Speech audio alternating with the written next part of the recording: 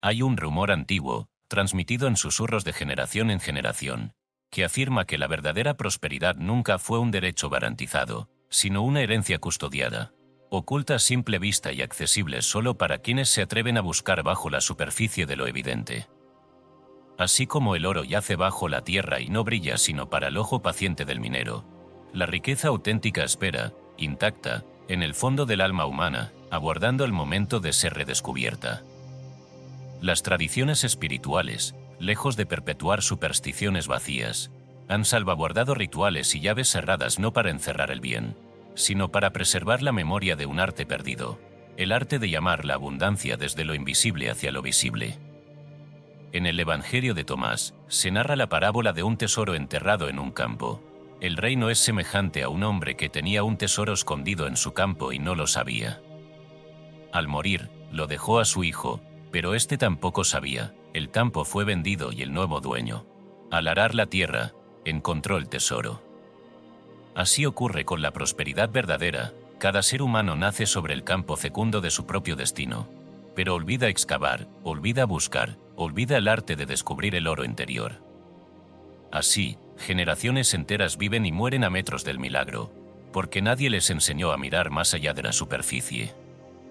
El Zohar, manantial de sabiduría esotérica, proclama: el dinero es energía que conecta mundos.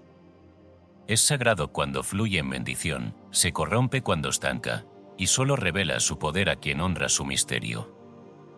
Los rituales, lejos de ser gestos inútiles, son los mecanismos a través de los cuales el alma despierta la corriente dormida de la abundancia y la pone al servicio del bien propio y común.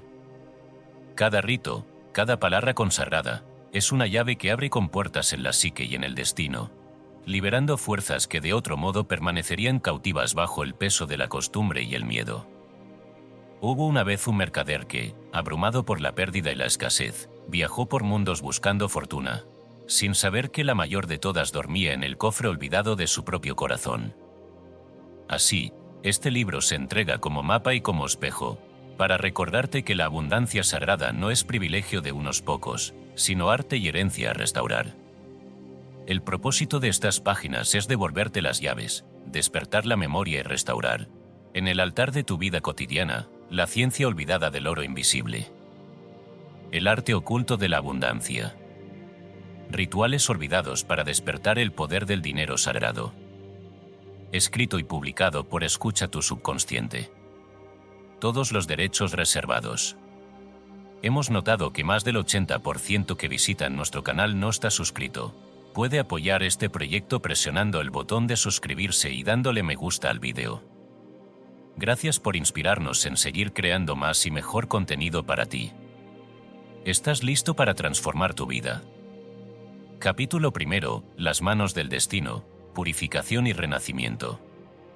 Hay un instante en el camino espiritual en el que el buscador descubre, casi con desconcierto, que aquello que siempre ha llamado azar, fortuna o destino se ha estado modelando silenciosamente en los lugares más humildes de su propio cuerpo. Entre esos lugares, ninguno habla tan alto y tan claro como las manos. Nadie sospecha de ellas, nadie las piensa en su dimensión oculta, nadie se detiene a escuchar la memoria silenciosa que cargan. Y sin embargo, desde tiempos remotos, los sabios afirmaban que las manos son los cuencos donde se posa la energía que nos une a la creación, los instrumentos donde el alma imprime su historia y el punto exacto donde lo invisible decide hacerse visible. Por eso, antes de enseñar cualquier arte de prosperidad, los maestros antiguos exigían lo que parecía una trivialidad: empezar limpiando las manos. Cuando en los Salmos se pronuncia la pregunta ¿quién subirá al monte de Yahvé?, no se trata de un verso moral, sino de una declaración metafísica. El pasaje continúa diciendo: el de manos limpias y corazón puro. Salmo 24, 3-4. La tradición no estaba interesada en la higiene, sino en la congruencia vibratoria entre lo que el buscador toca, lo que entrega y lo que recibe. Las manos limpias no son manos sin suciedad, sino manos cuyo campo energético no está cargado de la sombra de la escasez. El corazón puro no es un corazón ingenuo, sino uno que ya no se aferra a la herida del pasado. Ambos, manos y corazón, conforman un circuito: lo que la mente teme, las manos lo retienen; Lo que el espíritu desea, las manos lo convocan, lo que la memoria niega, las manos lo bloquean. Por eso este capítulo es una llave, sin manos purificadas. Ningún rito de abundancia puede penetrar hasta el núcleo profundo donde ocurre la transmutación del destino. Los alquimistas decían que lo primero que se fija en la materia es aquello que el espíritu ha tocado. En el corpus hermeticum celere, lo que es fijado, permanece, lo que es purificado, asciende. Y es imposible no ver en esa frase el eco del ritual que aquí nos convoca. Cuando el adepto lava sus manos con sal y agua, no está realizando un gesto simbólico, sino repitiendo la operación hermética fundamental: separar lo sutil de lo denso para que lo sutil gobierne sobre lo denso. La sal representa la fijación, el agua, la purificación. Juntas, ambas realizan en las palmas lo que la alquimia realiza en el laboratorio interior: desprender los residuos que impiden que la energía de la abundancia circule. A veces, para comprender la profundidad de este rito, conviene narrar la parábola de la llave oxidada. Se cuenta que un anciano guardaba una pequeña caja de madera heredada de un maestro. La caja tenía una cerradura hermética que nadie había podido abrir. Durante años, el anciano intentó hacerlo con todo tipo de herramientas, oraciones y fórmulas, hasta que un día, frustrado, decidió abandonar la empresa. Sin embargo, un aprendiz que lo frecuentaba tomó la llave, la examinó y comprendió que no era el cofre lo que estaba cerrado, sino la llave la que estaba oxidada. Sumergió la llave en agua salada durante toda una noche y, al amanecer, la fricción suave de sus dedos desprendió el óxido acumulado. La llave brilló por primera vez en décadas. Al insertarla en la cerradura, ésta cedió de inmediato. Dentro del cofre no había ni oro ni documentos secretos, sino una única frase grabada en un pequeño trozo de madera: a veces lo que está arruinado no es la puerta, sino la mano que la abre. Esta parábola revela el fundamento de nuestro primer ritual. Las manos del ser humano, después de años de sostener deuda emocional, temor al fracaso, herencias de carencia y pactos inconscientes con la ruina, acumulan en su campo energético una especie de óxido metafísico. Ese óxido no es moral, es vibracional, no aparece a simple vista, pero pesa. Pesa en la manera en que tomamos decisiones, en la forma en que damos y recibimos, en la manera en que intercambiamos dinero, e incluso en la forma en que nos permitimos o nos negamos nuevas oportunidades. Ninguna llave puede abrir la puerta de la abundancia si las manos que la sostienen están aferradas a la memoria del miedo. Por eso, el ritual del lavado de manos con sal no es un simple gesto purificador. Es un acto de renacimiento energético. En él, la sal actúa como el antiguo mineral de los pactos. La Biblia habla del pacto de sal, como símbolo de permanencia y pureza, y el agua se convierte en la corriente que arrastra aquello que ya no debe formar parte de la biografía interior. Cuando el practicante sumerge sus manos en la mezcla tibia, ocurre algo que trasciende la explicación racional. Los dedos comienzan a soltar tensiones, las palmas liberan calor, el cuerpo se entrega a una sensación de alivio. Ese alivio no es emocional, es energético. El campo etérico reconoce que algo está siendo disuelto. Quien realiza el rito debe hacerlo con plena consciencia, porque en la metafísica de la abundancia nada ocurre sin intención. Las manos deben entrar en el agua como quien entrega de una vez todo lo que ha cargado sin querer: la vergüenza de no tener, el resentimiento hacia quienes tienen más, la culpa de haber desperdiciado oportunidades, la dureza adquirida al no recibir ayuda, el enojo por las pérdidas, la sensación de haber nacido en el lugar equivocado o con las oportunidades equivocadas. Todo eso debe entrar en la sal. Y mientras las manos se mueven suavemente, la mente debe visualizar con absoluta claridad cómo cada partícula de negatividad se desprende y se une al agua. Aquí es donde la afirmación adquiere su verdadera potencia. Purifico mi energía del dinero y atraigo abundancia nueva por todas partes y en toda forma. Esta frase no es un mantra motivacional. Contiene 3 movimientos metafísicos: la purificación, la reconfiguración y la apertura. Purifico mi energía del dinero significa que retiro del dinero la sombra que le proyecté. Atraigo abundancia nueva declara la reescritura del patrón vibratorio. por todas partes y en toda forma abre las puertas que el ego mantiene cerradas porque teme perder el control. Cuando esta frase se pronuncia mientras las manos se sumergen en la sal, la palabra se sincroniza con la acción y ambas se convierten en la llave que desprende el óxido. En ese momento ocurre un fenómeno que muchas tradiciones describen con diferentes nombres. El Zohar lo llama desatar los nudos del alma, los egipcios lo llamaban lavar el Ka, los cristianos lo llamaban acto de limpieza espiritual y los alquimistas hablaban de retirar las escorias. Este fenómeno es el desprendimiento del residuo energético acumulado. Por eso, al terminar, la instrucción es clara: el agua debe ser arrojada al retrete, no al lavabo, porque lo que se ha desprendido no es suciedad, sino memoria negativa. La cadena que se tira no es la del baño, es la del pasado. Quien realiza este ritual con verdadera entrega suele experimentar algo curioso: en las horas o días siguientes, su mente parece percibir oportunidades que antes pasaban desapercibidas. Pequeños gestos de buena fortuna comienzan a aparecer, como si la vida reaccionara a la apertura de un canal que llevaba años bloqueado. Pero no es magia ni coincidencia. Es que la conciencia se vuelve permeable. Como decía Jesús en un pasaje profundamente metafísico pero poco comprendido, al que tiene, se le dará, y tendrá más; al que no tiene, aun lo que tiene le será quitado. Mateo 1:12. Esta frase no habla de injusticia divina, sino de resonancia vibratoria. Cuando la mente está en estado de carencia, incluso lo que posee se convierte en carga. Cuando está en estado de abundancia, incluso lo pequeño se multiplica. Y aquí conviene añadir una reflexión importante. No basta con realizar el ritual como si fuera una receta mecánica. La sal y el agua no son los que transforman la vida.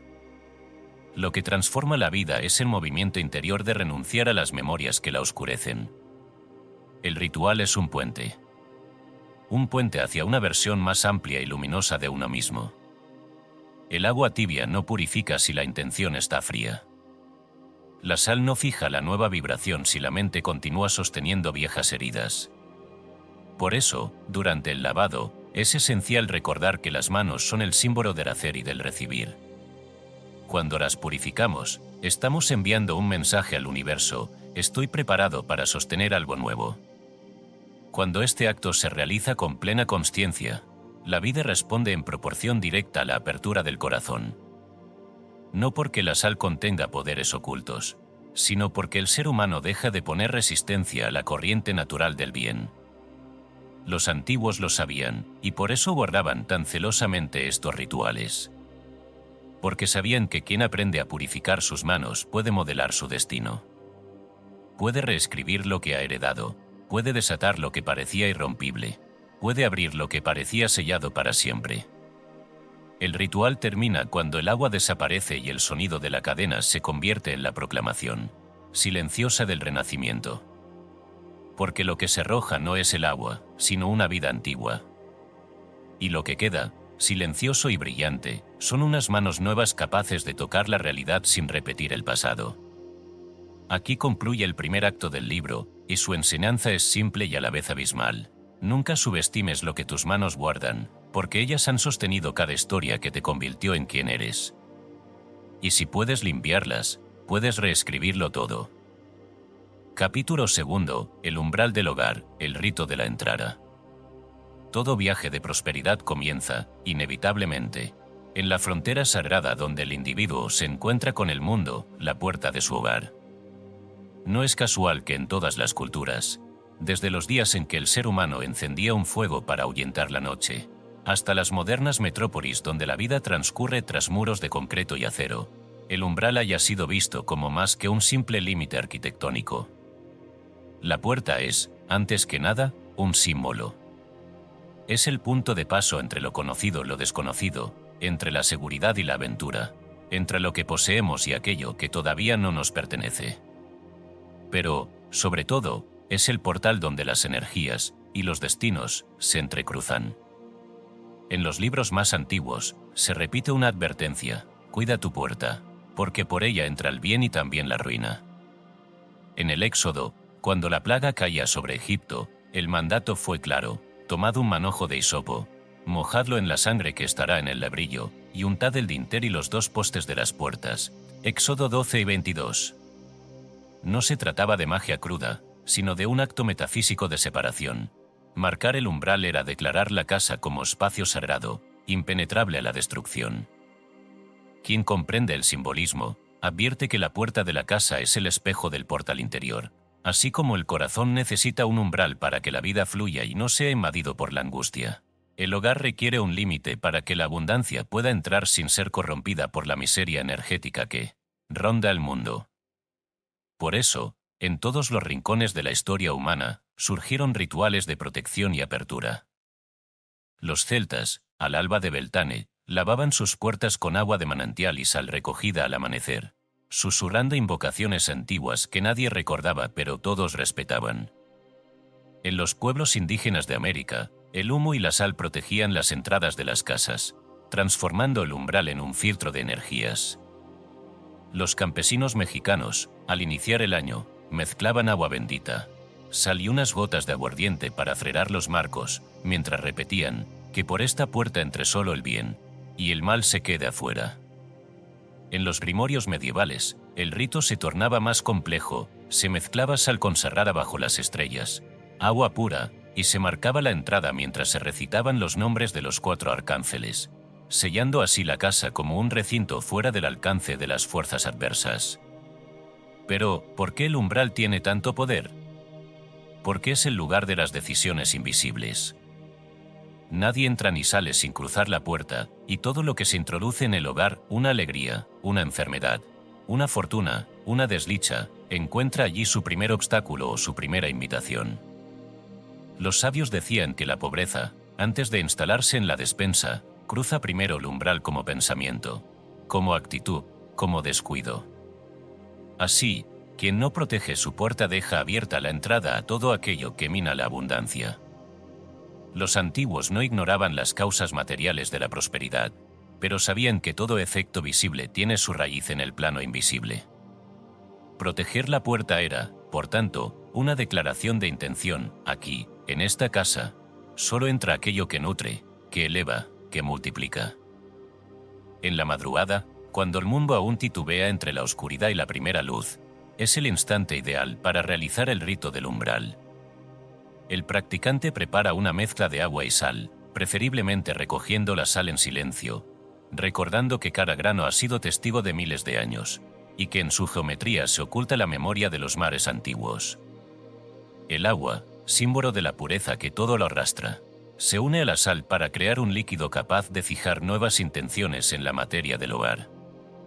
Antes de tocar la puerta, la mente debe silenciarse, no basta con limpiar la madera. Hay que barrer del corazón la costumbre de esperar siempre lo peor. Solo así la energía de la abundancia puede reconocer la casa como un lugar digno de su presencia. La puerta debe ser fregada desde el centro hacia afuera, como si se estuviera expulsando la miseria, la envidia, la palabra venenosa que alguna vez cruzó el umbral, la memoria de un fracaso, la sombra de una visita indeseada. Se trata de convertir ese acto físico en un rito de exorcismo silencioso. Cada pasada del paño es un latido del alma que dice aquí, ahora, comienza una vida nueva. El que lo hace con atención descubre que no solo la puerta cambia, sino también el aire, la luz, el ánimo de la casa. A veces, quienes han realizado este ritual atestiguan que, durante días, la casa se siente más ligera, como si una opresión invisible se hubiese disipado. No es fantasía, el espacio responde a la intención del que lo habita, y lo que parecía inerte revela su carácter de espejo de la mente. Los grimorios medievales advierten que, si la puerta no es protegida, tarde o temprano llegará la visita inesperada, alguien que viene a pedir, a robar, a sembrar la discordia, o simplemente a dejar una noticia que cambiará para siempre el destino de quienes viven dentro. La historia de la visita inesperada es antigua y se repite en muchas culturas. Se cuenta que, en un pueblo perdido entre las montañas, vivía una familia que nunca tuvo grandes riquezas, pero cuya puerta estaba siempre impecable y bendecida. Cierta noche, una tormenta furiosa azotó la región y mientras las casas de los vecinos sufrían daños, la suya permaneció intacta. Al amanecer, un forastero tocó a la puerta y pidió refugio. Los dueños, fieles a la tradición, lo recibieron y, antes de entrar, rociaron sus pies y manos con el agua salada que guardaban para las ocasiones especiales. El forastero, sorprendido, preguntó la razón de aquel rito, y la dueña respondió: aquí, hasta el bien pide permiso para entrar. Aquel visitante resultó ser un comerciante errante que, agradecido, dejó a la familia una oportunidad de trabajo que, con los años, los llevó a la prosperidad. Nadie supo si aquello fue casualidad o respuesta a la disciplina invisible de cuidar el umbral, pero la historia se repitió, en cada generación, la puerta siguió siendo lavada al amanecer. Los textos esotéricos y las tradiciones populares coinciden en que la casa es un templo, y que cada puerta es un altar silencioso. Así como en el templo de Jerusalén solo podían pasar quienes se habían purificado, así también el hogar requiere un rito para separar lo sagrado de lo profano. En algunas comunidades antiguas, las madres enseñaban a sus hijos que, antes de cruzar el umbral, debían tocar la puerta y murmurar una oración breve: que la abundancia no pase de largo, que la pobreza no encuentre morada aquí. Los niños no comprendían el poder de esas palabras, pero crecían en la certeza de que el hogar era un refugio inviolable. Y así, generación tras generación, el rito del umbral se convirtió en una muralla invisible contra la escasez. El agua y la sal, lejos de ser superstición, son en realidad herramientas de fijación y limpieza. El agua arrastra la energía estancada, la sal fija la nueva intención. Cuando se bendice la mezcla, y bendecir no es otra cosa que elevar la mente y consagrar el gesto, la puerta se convierte en una frontera vibracional: de un lado queda el pasado, del otro se abre la promesa. Hay quienes, después de limpiar el umbral, sienten la necesidad de abrir la puerta de par en par, aunque sea solo por unos minutos, para dejar que la luz y el aire fresco inunden la casa. Ese pequeño acto es, en sí mismo, una invitación. La vida responde a quien se atreve a abrir, no a quien vive encerrado. Hay días en que, tras realizar el rito, los habitantes de la casa perciben una diferencia sutil en los encuentros, las oportunidades, los diálogos. Es como si la realidad, al cruzar el umbral, hubiese sido filtrada y transformada. Los antiguos lo sabían y por eso, cuando se avecinaban tiempos difíciles, reforzaban la limpieza del umbral. Mejor perder unos minutos lavando la puerta que perder años lamentando la entrada de la miseria. Pero el mayor secreto de este rito no es la sal ni el agua, ni siquiera la oración. El verdadero secreto es la conciencia de quien lo ejecuta. Porque toda puerta es, en última instancia, la metáfora del alma. Quien no protege su puerta interior deja que la envidia, el miedo, la resignación y el conformismo entren y se acomoden en la sala principal de su vida. Y nada ahuyenta más la abundancia que el huésped indeseado de la costumbre de esperar lo peor. Proteger en umbral, entonces, es aprender a decir sí a la posibilidad y no a la ruina, no solo en la madera, sino en cada pensamiento y emoción que permitimos cruzar la frontera de nuestra atención. Así, al limpiar la puerta al amanecer, el practicante no solo purifica su hogar, sino que se purifica a sí mismo. Marca el inicio de una nueva etapa en la que, por ese umbral, solo entrarán la gratitud, la generosidad, el trabajo honesto y la bendición. Todo lo demás se quedará, como la tormenta en la noche, golpeando en vano la madera bien protegida. Que cada amanecer te encuentre con el umbral limpio y el corazón dispuesto a abrirse al bien. Porque, como dice el proverbio antiguo, donde la puerta está bendecida, la fortuna no pasa de largo, y donde el umbral está olvidado, ni el oro encuentra descanso. Así comienza, en lo sencillo y lo sagrado, la construcción de un destino de abundancia, allí donde eliges quién entra y quién jamás volverá a entrar. Capítulo 3. El aliento del oro, respiración, verbo y riqueza. Ningún arte de la abundancia puede prescindir del aliento y la palabra, pues son ellos los arquitectos invisibles de cuanto se manifiesta en el mundo material. El oro, símbolo universal de la riqueza, no se encuentra únicamente en las minas ocultas bajo la montaña, ni en las bóvedas de los hombres poderosos, sino también, y sobre todo, en el espacio etéreo donde se mezclan la respiración y la voz del ser humano. Allí, en ese punto de contacto entre el espíritu y la materia, el oro deja de ser un metal y se convierte en una corriente viviente, moldeable, lista para ser invocada por quienes conocen el arte secreto de insuflar la vida en la sustancia sutil del dinero. Desde los albores de la humanidad, el acto de respirar ha sido más que una función biológica, ha sido, para los sabios, la confirmación de que el ser humano es a la vez criatura y creador, receptor de vida y canal de la voluntad divina. Respira, decían los maestros védicos, pues en cada aliento reconoces el prana, la corriente primordial que sostiene los mundos. En los Upanishads se enseña, el prana es la vida de todo lo que vive, nada se mueve sin él, nada prospera si le es negado. Y no es casualidad que el oro, metal del sol, se haya asociado siempre con la fuerza vital que penetra todas las cosas, trayendo consigo la promesa de la expansión, el brillo y la multiplicación. Sin embargo, el secreto que pocos comprenden es que no basta con respirar de manera inconsciente. Para modelar la materia sutil del dinero, ese fluido esquivo que obedece más a la ley del pensamiento y la palabra que a los cálculos de la economía, es necesario aprender a respirar con intención, a insuflar en el aliento la imagen de lo que se desea crear, y a unir esa imagen con la palabra pronunciada desde el centro del ser. Porque, como enseñaba Hermes Trismegisto, la palabra es el hijo del pensamiento y del aliento. Lo que el verbo nombra, la naturaleza engendra. Así, cada vez que el buscador une una respiración consciente con un decreto verbal, está participando en el mismo acto por el cual el universo fue creado, el aliento se convierte en materia, la materia en riqueza, la riqueza en bendición.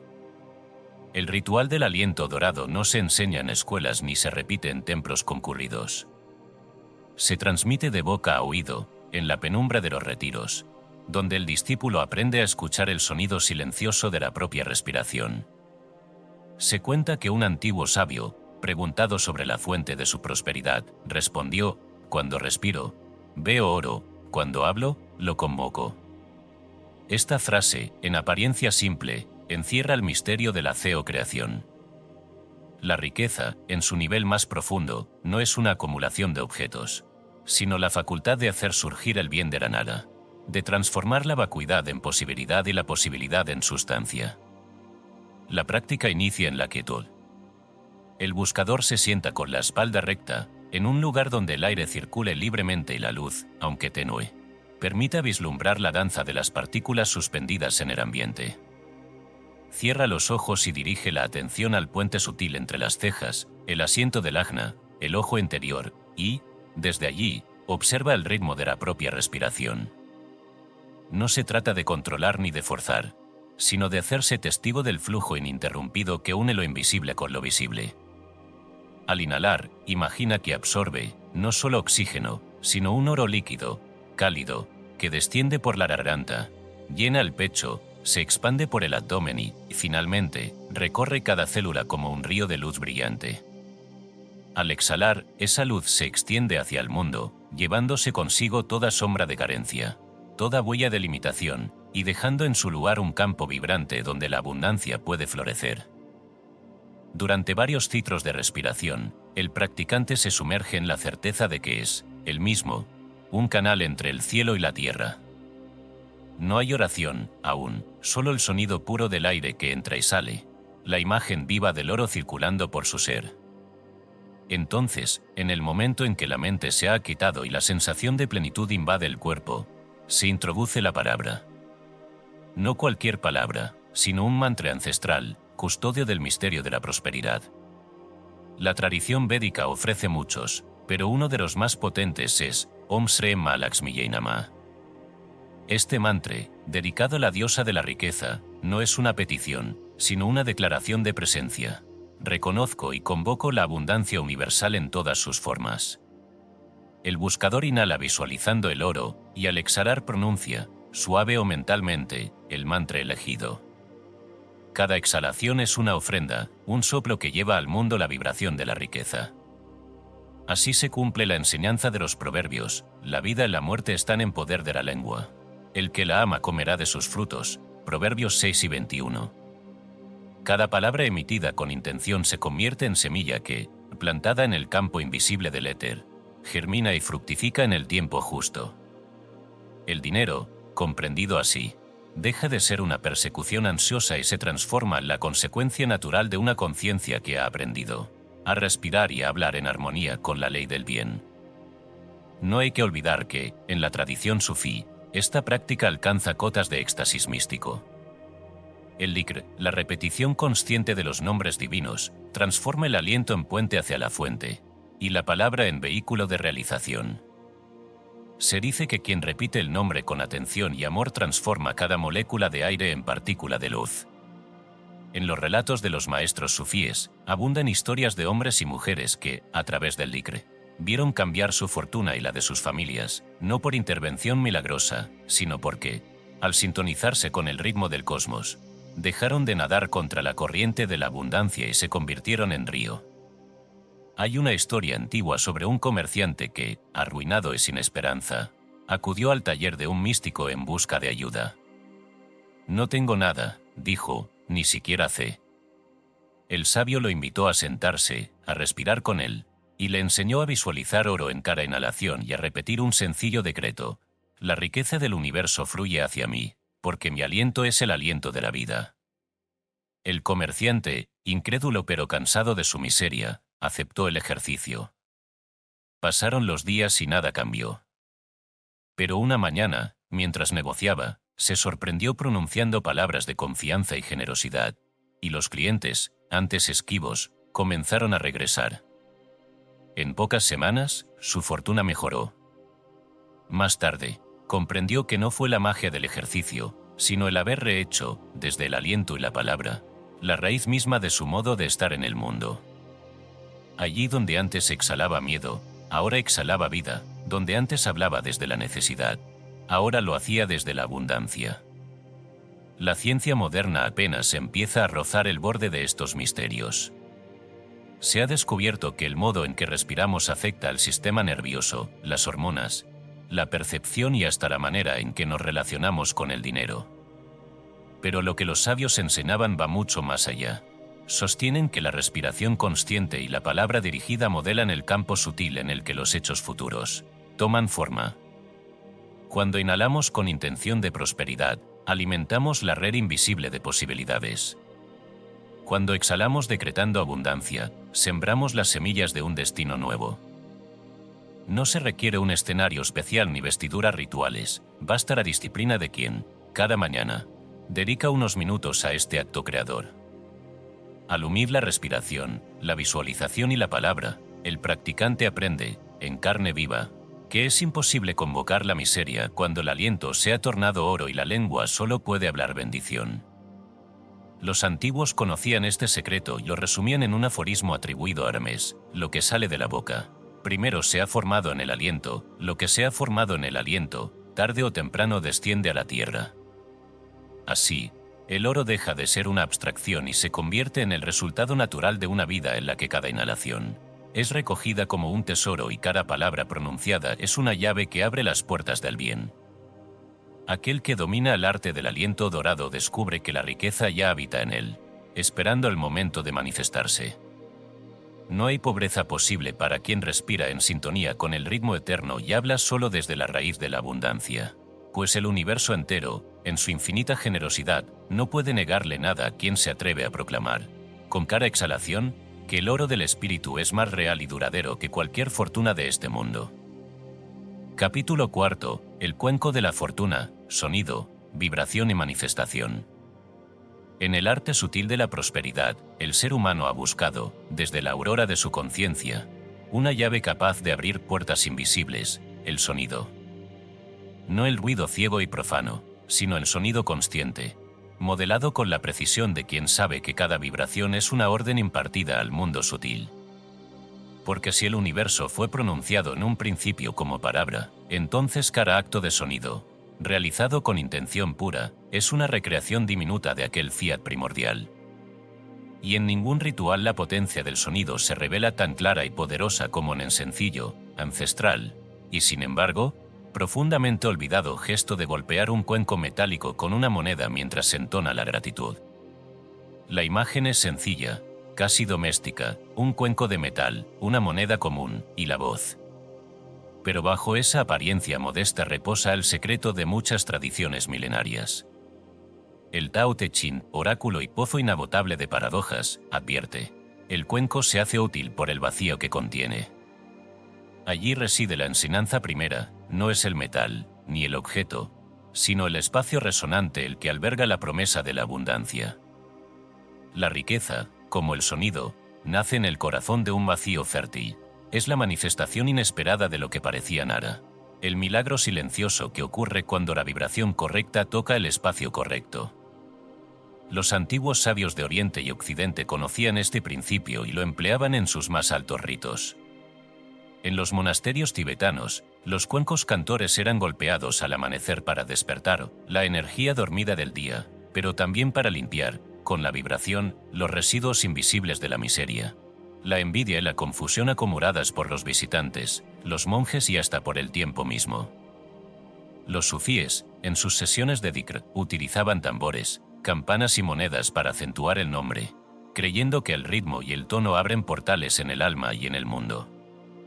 En el misterioso Grimorio de Ramelín, texto prohibido y codiciado por generaciones de magos europeos, el sonido del metal sobre metal es prescrito como parte de los ritos de invocación de la fortuna y el buen destino.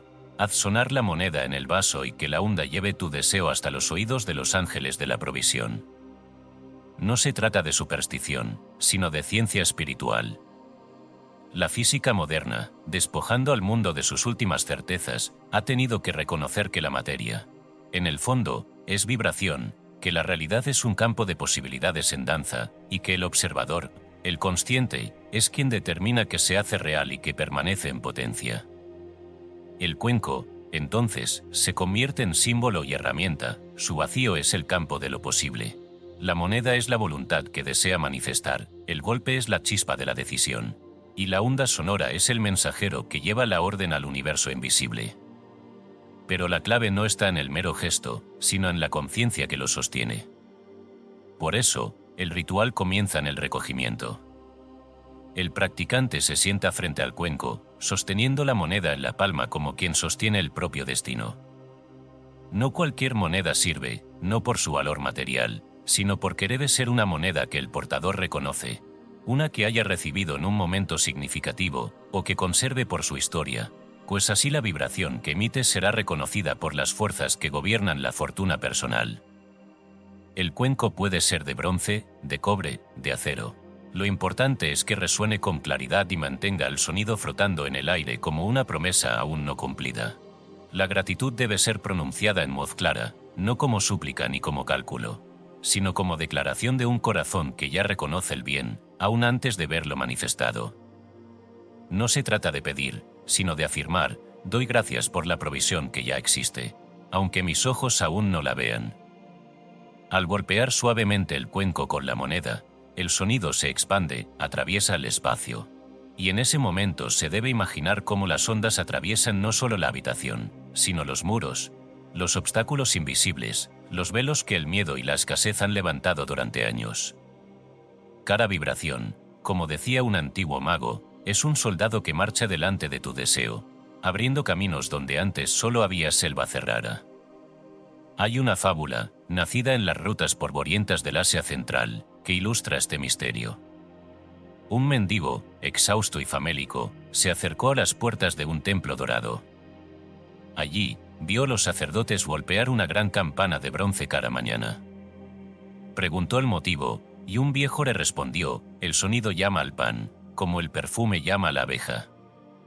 El mendigo, sin otra esperanza, recogió una vieja taza y una moneda de cobre, y cada día, antes de pedir limosna, golpeaba la taza y declaraba en voz alta su gratitud por el pan que aún no poseía.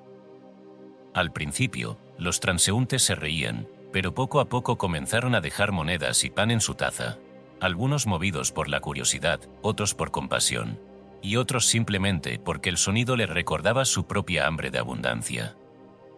El mendigo, con el tiempo, prosperó, y jamás olvidó que fue el sonido, la vibración cargada de gratitud, lo que abrió para él un caudal antes sellado. La tradición taoísta insiste en que la utilidad de cualquier objeto reside en el vacío que alberga. El cuenco, si estuviera lleno de tierra o de piedras, sería inútil. Así también, quien acude al rito cargado de quejas, de resentimientos o de deseos obsesivos, no puede resonar con la abundancia. Solo el vacío, la mente dispuesta, el corazón limpio, el deseo elevado, permite que el sonido del cuenco llegue a donde debe llegar. Así como el eco necesita espacio para existir, la prosperidad necesita espacio interior para manifestarse. Por eso, el acto de golpear el cuenco es también el acto de vaciarse de expectativas y necesidades artificiales, para quedar solo con el deseo legítimo de participar en el flujo universal del bien. En la experiencia de muchos practicantes, ocurre un fenómeno sutil. Tras el rito, el ambiente parece haberse aligerado, las preocupaciones menguan, y en días o semanas, llegan noticias, oportunidades, invitaciones inesperadas. No siempre en la forma que el ego desea, pero sí en la forma que la vida, en su sabiduría, considera más fecunda. Así, el sonido no es una varita mágica, sino un anuncio: la fortuna está despierta. Los canales han sido despejados, ahora es el turno del buscador para actuar con confianza y rectitud. No conviene olvidar que el Grimorio de Ramelín, perseguido y ocultado por siglos, prescribe este acto como parte de un camino mayor. El que busca la fortuna sin la gratitud no encuentra más que espejismos. Pero aquel que se convierte en fuente de gratitud puede, con un simple cuenco y una moneda, convocar tesoros que duermen en el fondo del tiempo. La vibración, impregnada de gratitud, transforma no solo el espacio, sino la propia estructura del alma, enseñando a recibir y a dar sin miedo. Al concluir el rito, el silencio se convierte en un aliado. Permanece unos instantes escuchando el eco, pues allí, en ese susurro que va muriendo, habita el germen de una realidad nueva. El sonido, como el destino, se expande hasta donde la mente y el corazón lo permitan. Si el buscador ha realizado el rito con sinceridad, habrá abierto no solo una puerta exterior, sino una compuerta interior por la que la fortuna puede fluir con libertad. Así, cada vez que el cuenco resuena bajo la caricia de la moneda, el universo escucha una declaración inquebrantable: estoy preparado para recibir, porque ya he agradecido lo que está en camino.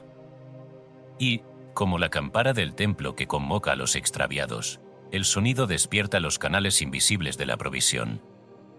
Porque la prosperidad, igual que la música, no es una posesión, sino un estado, el de quien, a través de la vibración consciente, se convierte en cuenco vacío y resonante, dispuesto a recibir el oro sutil que solo el sonido puede convocar. Capítulo 5. El don prohibido de los magos. No existe misterio más poderoso, ni ley más temida por quienes han gobernado las riquezas visibles de este mundo, que la del don secreto: dar en silencio, dar en el momento exacto en que el miedo al dinero amenaza con asfixiar el corazón, dar como quien abre un río sellado por el hielo. Este acto, conocido en Oriente como Vna, es en sí mismo una llave prohibida, no por su dificultad, sino porque subvierten la lógica de la carencia que sostiene imperios y fortalezas. Dar en el instante de la escasez, y hacerlo sin testigos, sin publicidad, sin esperar retorno, es el gesto radical que descompone la arquitectura misma de la miseria. Los magos lo sabían, los sabios lo ocultaron en parábolas, y los textos sagrados lo repiten con palabras tan simples que casi nadie las escucha.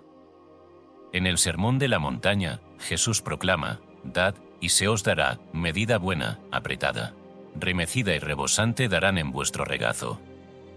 Porque con la misma medida con que medís, os volverán a medir. Lucas 6:38. Pero pocos comprenden el abismo de esta enseñanza.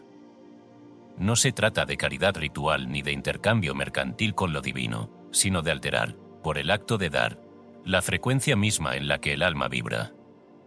En la tradición del Mahayana, los sutras relatan la historia de bodhisattvas que, aun siendo perseguidos, ofrecían el don sin apego, incluso cuando poseían apenas un cuenco vacío.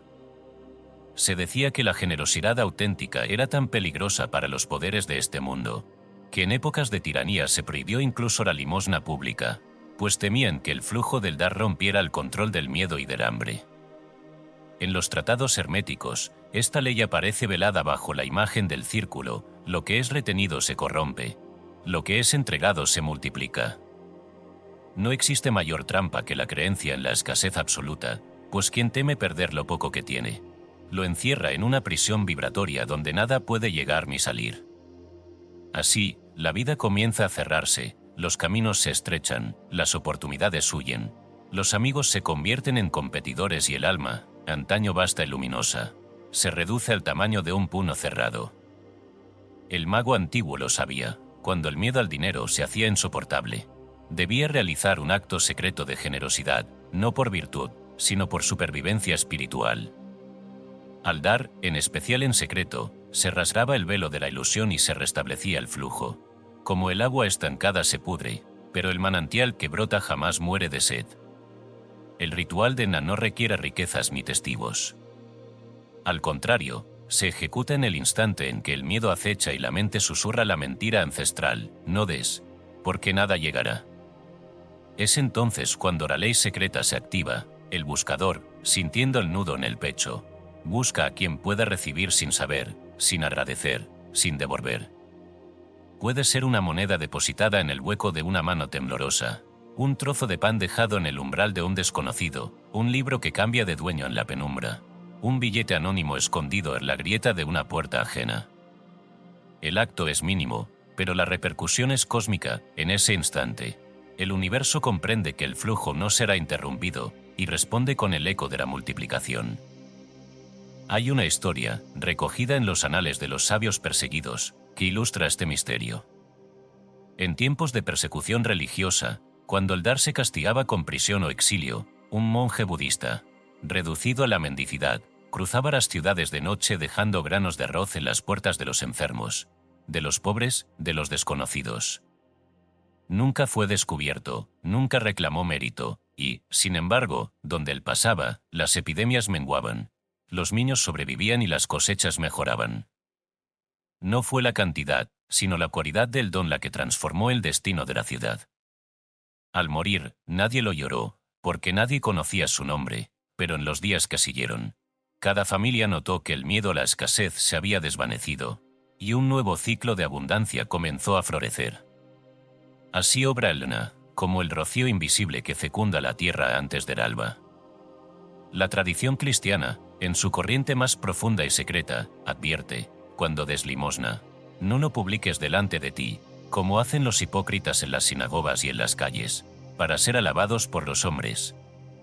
Mas cuando tú des limosna, no sepa tu izquierda lo que hace tu derecha. Mateo 6, 2-3. Este mandato, lejos de ser simple ética, es instrucción operativa. El don pierde su poder creador cuando busca el aplauso, pero se torna multiplicador cuando ocurre en el silencio de lo anónimo. La ofrenda pública perpetúa la estructura del ego, la secreta disuelve las barreras y permite que la gracia fluya sin obstáculos. En los sutras mahayanas se dice que el bodhisattva debe practicar la generosidad, como un mago que sabe que todo es ilusión. Dar no desde la abundancia material, sino desde el reconocimiento de que el mundo es flujo, impermanencia y reflejo. Solo quien se atreve a entregar en la escasez descubre que el universo es incapaz de vaciar un corazón abierto. El miedo al dar es, en realidad, miedo a ser abandonado por la vida, pero cuando el buscador atraviesa ese temor, comprende que es imposible empobrecerse mientras la mano se mantenga abierta. Existen grimorios olvidados en los que se describe la prohibición de la limosna en tiempos de oscuridad, no por desprecio a los pobres, sino por el terror de los poderosos a que el don secreto arruinara su dominio. El mago debía esconderse para dar, y, en la penumbra, sellar con un mantra la ofrenda: lo que entrego no es mío, lo que recibo pertenece a todos. Esta fórmula, susurrada en el momento del don, aseguraba que la energía no regresaría como deuda, sino como bendición colectiva. Porque la riqueza, entendida así, no es propiedad, sino circuito. Cuanto más se entrega, más se expande el caudal, y cuanto más se retiene, más se encoge hasta desaparecer. El mundo moderno ha olvidado este arte y celebra la caridad pública, la filantropía de los grandes, el espectáculo de la dádiva. Pero los sabios aún conocen el otro camino: la discreta transmutación de la pobreza en abundancia por medio del don invisible. Hay quienes, al practicar este ritual, descubren que sus problemas financieros comienzan a resolverse sin explicación lógica, que el dinero encuentra caminos insospechados para llegar, que las puertas se abren donde antes solo había muro. No es magia supersticiosa, sino resonancia. La vida responde a quien perpetúa el flujo. Cada vez que el miedo al dinero surja como sombra en el corazón, recuerda que ese es el llamado al acto secreto. Da lo que puedas, como puedas, donde puedas, sin testigos, sin nombre, sin expectativa. Y al hacerlo, sé testigo del milagro silencioso, el ciclo de la abundancia, restablecido por un gesto tan pequeño como un grano de arroz, tan invisible como una lágrima, tan potente como la palabra que creó el mundo. Porque quien da, en el momento en que menos puede, ha derrotado al Dios de la escasez y ha sellado su pacto con el río perpetuo de la prosperidad. La prosperidad no es el destino de los fuertes ni el privilegio de los elegidos, sino el eco ineludible de un corazón que supo dar cuando todos los demás temblaban de miedo. Por eso el don secreto permanece prohibido, porque solo quien se atreve a practicarlo se convierte en mago de su propio destino. Y ese es el verdadero poder de la abundancia, la certeza, inviolable, de que cuanto más entregues, más recibirás, aunque nadie lo vea, aunque nadie lo nombre, aunque el mundo insista en lo contrario. Capítulo 6. El pan iluminado, bendecir el alimento para llamar abundancia.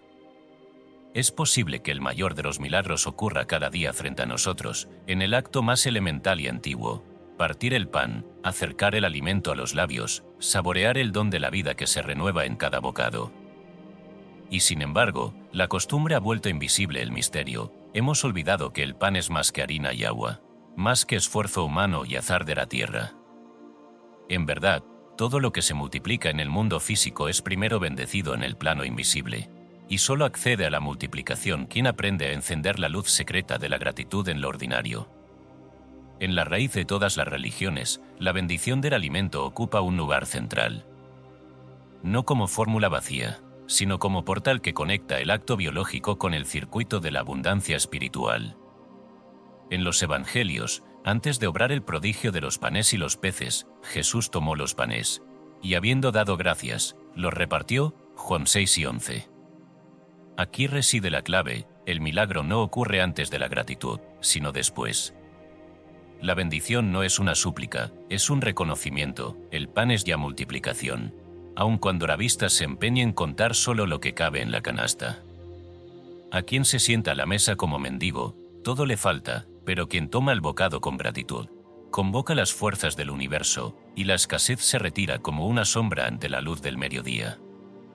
En la sabiduría judía, el Talmud recoge historias de familias que, durante la hambruna, encontraban manera de agradecer por una sola corteza de pan. Quien bendice lo poco, dice el proverbio talmúdico, abre el cielo para lo mucho. Porque la gratitud ritualizada, repetida con fe viva, es un arte que disuelve la frontera entre lo material y lo milagroso. Se cuenta de un rabino que, perseguido y empobrecido, compartía con sus discípulos un único mendrugo, bendiciéndolo en voz alta. Al romperlo, lo repartía, y sin saber cómo, siempre alcanzaba para todos. Sus enemigos decían que era truco o locura, sus amigos sabían que era secreto de los justos. El pan bendecido se multiplica en manos que han aprendido a ver el oro oculto bajo la corteza. Pero, ¿qué significa, en verdad, bendecir el alimento? No es, como muchos suponen, un acto de sumisión ante un poder lejano, sino el ejercicio consciente del poder de invocación que toda alma posee. El alimento es la manifestación concreta del flujo de la vida. Al bendecirlo, reconocemos el vínculo entre nosotros y la fuente de toda provisión. Es un pacto renovado. En cada comida, renovamos la alianza de recibir y de compartir, de ser sostenidos y de sostener. El bendecir es una declaración de dignidad. Soy digno de este bien, y al recibirlo, lo multiplico en mi vida y en la vida de los demás. La magia de la multiplicación jamás ha sido un truco de ilusionista ni una concesión caprichosa de los dioses. Es una ley profunda: lo que se recibe con gratitud, crece; lo que se consume con prisa o indiferencia, se reduce.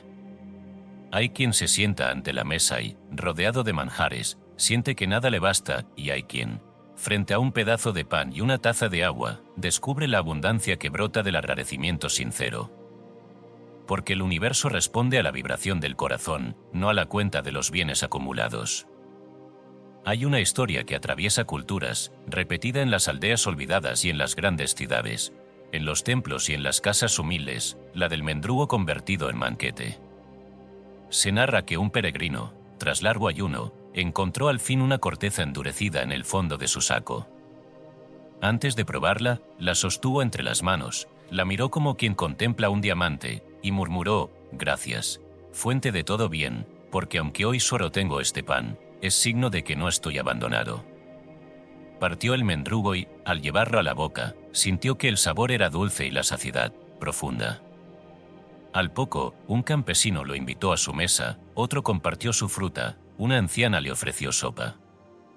Al anochecer, había comido más y mejor de lo que nunca soñó.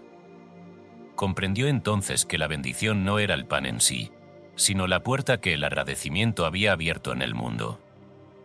Los sabios de Oriente enseñan que la energía del alimento se multiplica cuando es recibido con mente y corazón abiertos. En el budismo, se recita antes de cada comida: «Este alimento es fruto del universo, de la tierra, del cielo, del esfuerzo de muchos seres, que sea recibido con gratitud y consumido con conciencia». El acto de bendecir es, entonces, la ruptura del hechizo de la escasez. Transforma el bocado ordinario en sacramento, lo finito en infinito, la materia en luz. En los manuscritos prohibidos de los místicos cristianos, se hallan oraciones secretas destinadas a invocar la multiplicación del bien en cada alimento. No como fórmulas mágicas, sino como ejercicios de atención y presencia. Decían: «Bendice el pan con el pensamiento, y el pensamiento bendecirá tu vida. Come con reverencia, y la vida te comerá con dulzura». El que aprende este arte, jamás volverá a ser esclavo del temor a faltar, porque he descubierto la fuente que brota en lo cotidiano. A veces la multiplicación ocurre de manera literal, un plato que alcanza para más de lo esperado, una despensa que nunca se vacía, una invitación que llega cuando la bolsa está vacía. Otras veces, la multiplicación es interior, el corazón se agranda, el espíritu se serena, la ansiedad se disuelve y la confianza se instala. Este es el verdadero pan iluminado, no solo alimenta el cuerpo, sino que nutre el alma, la mente y la vida entera. Los magos antiguos recomendaban bendecir cada bocado, por pequeño que fuera, declarando la multiplicación sagrada. No por superstición, sino porque sabían que el decreto es el canal a través del cual la abundancia se manifiesta. Se decía en los viejos tratados: «Donde una boca pronuncia gratitud, 100 bocas serán saciadas». Así, el ritual es sencillo: toma el alimento, míralo con aprecio, agradece a la fuente invisible que lo trajo hasta ti, y declara, aunque sea en silencio: «Este pan es multiplicación, este alimento es provisión infinita. De esta mesa brota la abundancia para todos los que la rodean». En la vida cotidiana, la prisa y la costumbre han robado a la comida su carácter sagrado. Comer se ha vuelto un acto automático, sin presencia, sin gozo. Pero quien recupera el arte de bendecir el alimento despierta fuerzas dormidas, la mente se aquieta, el cuerpo recibe mejor la energía, la vida se llena de encuentros, de invitaciones, de sorpresas felices. Porque la abundancia no se mide en lo que se posee, sino en la capacidad de agradecer y de abrir las manos para compartir. Quien practica este rito, día tras día, se convierte en portador de un secreto luminoso. Puede que las circunstancias externas no cambien de inmediato, pero su mundo interior se reordena, y pronto, como el mendrugo del peregrino, la vida comienza a multiplicarse en formas inesperadas. El hambre de carencia se apaga, la angustia por el futuro se disuelve, y la confianza en el bien se instala como un huésped permanente en la casa del alma. Así se cumple el milagro de los panes, no como prodigio para asombrar a las multitudes, sino como ley interior que cualquier ser humano puede activar. Porque la verdadera abundancia nace en el corazón agradecido, y la bendición, humilde y silenciosa, es la llave que abre todas las despensas, todas las puertas, todos los caminos.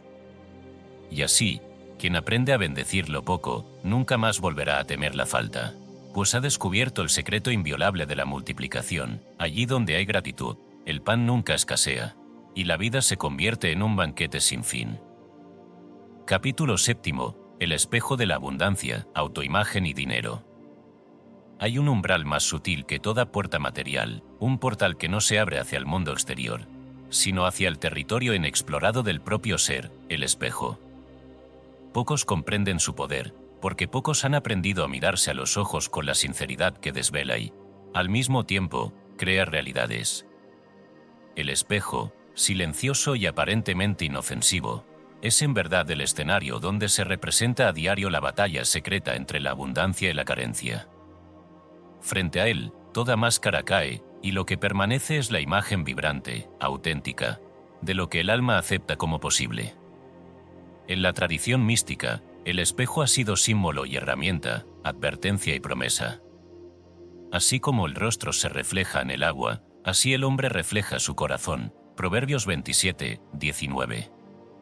Pero este reflejo no es estático ni inocente, es activo, generativo, modelador. Quien se mira en el espejo no solo se ve a sí mismo, sino que, en un sentido más profundo, se crea a sí mismo con cada pensamiento, cada palabra, cada emoción que brota en ese instante de intimidad absoluta. Los antiguos cabalistas decían que el mundo entero es un espejo del alma, y que, lo que no aceptes en tu reflejo interior, no podrá manifestarse en tu vida exterior. La enseñanza de Neville Goddard, maestro de la imaginación creadora, resuena con fuerza aquí. Sentir es el secreto. No basta con imaginar o desear, es preciso sentir la realidad del bien que se busca, hasta que la emoción lo impregne todo, hasta que el reflejo en el espejo deje de ser un anhelo y se convierta en certeza. Toda manifestación exterior, afirmaba Goddard, es el eco de una imagen interna sostenida con fe y emoción.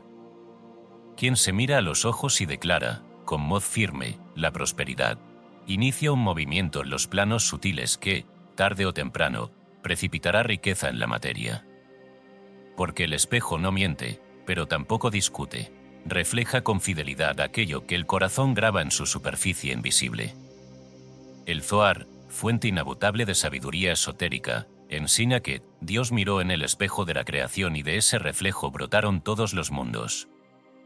El espejo, entonces, no es solo para ver, sino para crear. Cada palabra pronunciada ante él es semilla lanzada al campo de la manifestación. Cada sentimiento es agua o veneno para ese brote. Por eso, los magos antiguos utilizaban la armaje especular, para fijar en el éter la imagen de aquello que deseaban ver encarnado. Se sentaban frente a un espejo, lo limpiaban con agua y sal, y, en el silencio, pronunciaban un decreto. No una súplica, no un deseo, sino una afirmación: la riqueza fluye hacia mí con facilidad, porque ya la veo en mi reflejo. Luego, con un dedo mojado o un trozo de carbón, escribían esa frase sobre el vidrio, como quien talla en la piedra el destino irrevocable. Existe una parábola, repetida en las escuelas de sabiduría y transmitida en voz baja entre los iniciados, la del espejo que no mentía. Se cuenta que un hombre, harto de su pobreza, acudió a un viejo alquimista en busca de solución. «Nada me alcanza, todo esfuerzo se desvanece, es como si la fortuna huyera al verme», confesó. El sabio le entregó un pequeño espejo y le ordenó: «Mírate cara mañana y pronuncia tu verdad, hasta que la imagen en el cristal cambie de rostro». El hombre obedeció, pero al principio solo veía en el espejo a un ser derrotado, temeroso, indigno del oro y la dicha. Día tras día, repitió el ritual: mirarse, hablar, escribir con el vaho de su aliento la palabra prosperidad, aunque no la sintiera. Al cabo de un tiempo, notó que su rostro comenzaba a cambiar, los ojos se llenaron de luz, la frente se elevó, y en la boca germinaba una sonrisa inexplicable. Poco después, las oportunidades comenzaron a aparecer, una oferta inesperada, un pago olvidado, una puerta abierta donde solo había muro. El hombre comprendió que no era el espejo quien había cambiado, sino la imagen interna que por fin se atrevió a sostener. La ciencia moderna apenas empieza a rozar este misterio. Los estudios sobre la neuroplasticidad confirman que la autoimagen determina, de manera literal, la conducta, las expectativas, en última instancia, los resultados materiales. El cerebro, incapaz de distinguir entre una experiencia real y una vívidamente imaginada, responde al decreto pronunciado con emoción como si fuese un hecho consumado. Así, la riqueza se convierte en reflejo, y quien no puede verse próspero en su propio espejo, difícilmente recibirá la prosperidad del mundo. El ritual es, en apariencia, sencillo, pero su poder es inmenso. Cada mañana, o cada vez que el miedo o la duda asomen, el buscador se coloca ante el espejo. No para juzgarse, no para repetir viejas condenas, sino para instaurar un nuevo pacto con su reflejo. Se mira a los ojos, profundamente, hasta que la incomodidad cede y surge la presencia. Entonces, con voz firme, declara: soy digno de la riqueza, la abundancia fluye hacia mí y a través de mí, porque me reconozco hijo de la fuente inagotable. Si el corazón tiembla o la incredulidad susurra, el practicante no retrocede, repite, escribe sobre el vidrio, con un marcador, con el dedo, con el vaho, el decreto elegido, hasta que el espejo lo devuelva como verdad y no como simulacro. En las escuelas de magia especular, se advertía: nunca digas ante el espejo lo que no deseas ver cumplido. El cristal solo conoce el lenguaje de la obediencia. Así, el buscador aprende a ser cuidadoso con sus palabras, a no pronunciar derrota ni miseria, a limpiar el vidrio de viejos insultos y autojuicios como quien limpia el altar antes del sacrificio. Cada día, al borrar el decreto de la víspera, da gracias por lo recibido, aunque solo sea la fe renovada en que el cambio es posible. El espejo, en este rito, no es objeto pasivo, es testigo, cómplice y creador. Refleja, pero también amplifica, fija en el éter la imagen que el alma ha decidido abrazar. La prosperidad, así, deja de ser una meta lejana y se convierte en una condición natural del ser, una prenda invisible que, tarde o temprano, será reconocida y premiada por la vida. Muchos, al practicar este rito, descubren resistencias, el reflejo devuelve miedo, vergüenza, incredulidad. Pero cada obstáculo es un umbral a cruzar, una sombra a iluminar. Porque solo quien se atreve a mirarse y a declararse digno puede recibir lo que el universo tiene para dar. Así, el espejo se convierte en maestro, muestra, una y otra vez, la diferencia entre lo que el alma cree merecer y lo que está dispuesta a aceptar. Quien persevera en el rito, quien decreta con el corazón, quien escribe la abundancia en el vidrio y la borra con gratitud, verá cómo, poco a poco, el mundo exterior comienza a reflejar el cambio interior. Las oportunidades surgen, las puertas se abren, la fortuna, antes esquiva, se detiene y pregunta: ¿por fin te reconoces? El espejo de la abundancia no es solo una superficie de vidrio, es el umbral donde se forja el destino. Y cada palabra, cada mirada, cada decreto es un cincel que esculpe la realidad futura. Porque lo que no puede verse primero en el reflejo interior, jamás se verá en el exterior. Así enseñaron los sabios, así repiten los magos, así se cumple la ley secreta de la riqueza. Deja, pues, que cada día tu reflejo sea más luminoso, más digno, más abierto al oro que ya te pertenece. Mira, decreta, escribe, borra, agradece, el espejo hará el resto. Porque solo hay un impedimento real para la prosperidad, la imagen que, en lo más íntimo, el alma se atreve, o no, a sostener ante sí misma. Y en el instante en que el espejo y el corazón digan la misma palabra, la abundancia no podrá sino responder. Capítulo 8. El sello de Mercurio, escritura y pactos de oro. Hay un instante en el que la palabra deja de ser soplo y sonido, y se convierte en surco grabado sobre la materia, escritura. Ese trazo, aparentemente simple, es en verdad un acto de alquimia y de poder, porque fija en el tiempo y en el espacio lo que antes era apenas intención flotante en el océano del deseo. Si el pensamiento es la semilla, la palabra escrita es el árbol, y si la voz puede ser borrada por el viento, la tinta, el fuego y el símbolo son pactos cuya resonancia atraviesa los planos. Así lo supieron siempre los sabios y los magos. La realidad se inclina ante aquello que ha sido sellado por la escritura, el fuego y el acto consciente del querer. En las antiguas escuelas de Hermés, la enseñanza era clara y tajante: lo que está escrito arriba se manifiesta abajo, lo que se sella con intención se cumple en la hora señalada. Las tablas de esmeralda, ese códice impenetrable y deslumbrante, insisten una y otra vez en la correspondencia. Ningún acto tiene eco en los planos visibles si antes no ha sido proclamado y fijado en el plano invisible. Pero el mago, el verdadero artesano del destino, va más allá, no solo piensa y declara, sino que escribe, sella y entrega su deseo al fuego sagrado, permitiendo que el universo lo reciba como una orden digna de cumplirse. Mercurio, el dios veloz, mensajero de los dioses, patrono de comerciantes y alquimistas, custodia la puerta entre lo pensado y lo realizado. Su sello es el símbolo del movimiento perpetuo, del cruce de caminos, del intercambio y de la transformación. Por eso, el rito de escribir un deseo económico y quemarlo al mediodía, cuando la luz es total y las sombras se repliegan, se considera una de las fórmulas más puras y antiguas de abrir los canales de la prosperidad.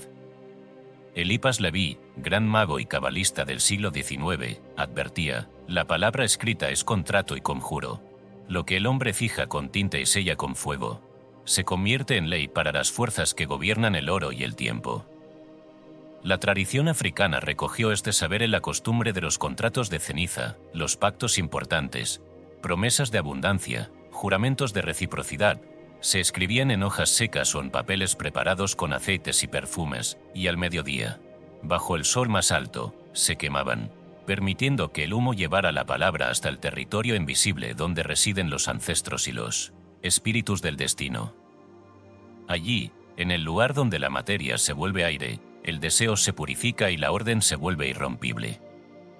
Pero el rito exige precisión y entrega. No basta con escribir a la ligera ni con palabras vacías. El deseo debe nacer de la necesidad más auténtica y estar depurado de la avaricia y del miedo. Se recomienda emplear papel especial, un pergamino, una hoja de buen gramaje, o al menos un papel que no haya servido para otra cosa, porque el acto de escribir debe sentirse solemne, irrevocable. La tinta, si es posible, negra o azul profundo, el símbolo, dibujado con fe, puede ser una figura cabalística, una runa de prosperidad, un simple círculo cerrado como abrazo del universo.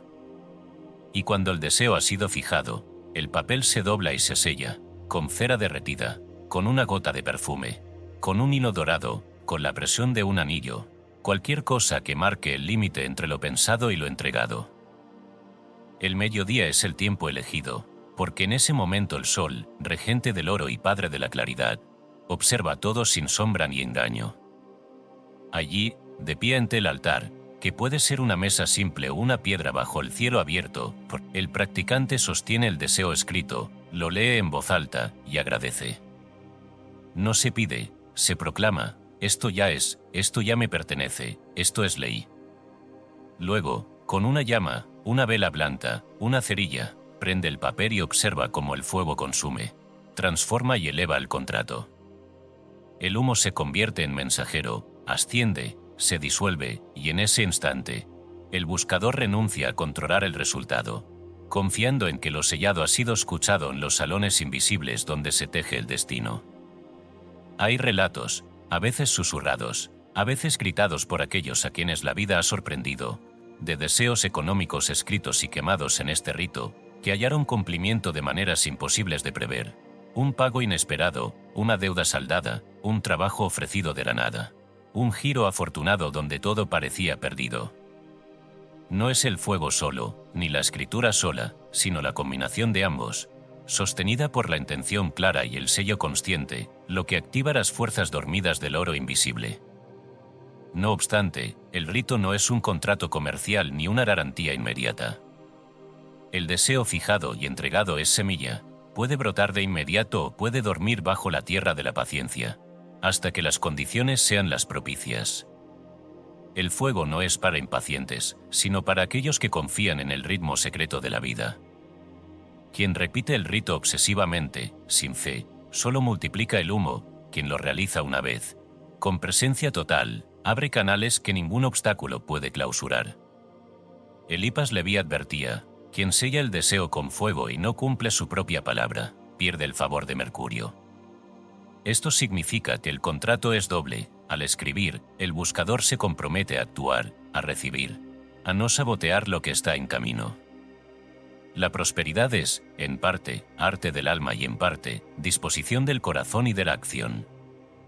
Si el deseo es escrito y sellado, pero el miedo o la duda lo ahogan antes de nacer, el humo se pierde en el viento.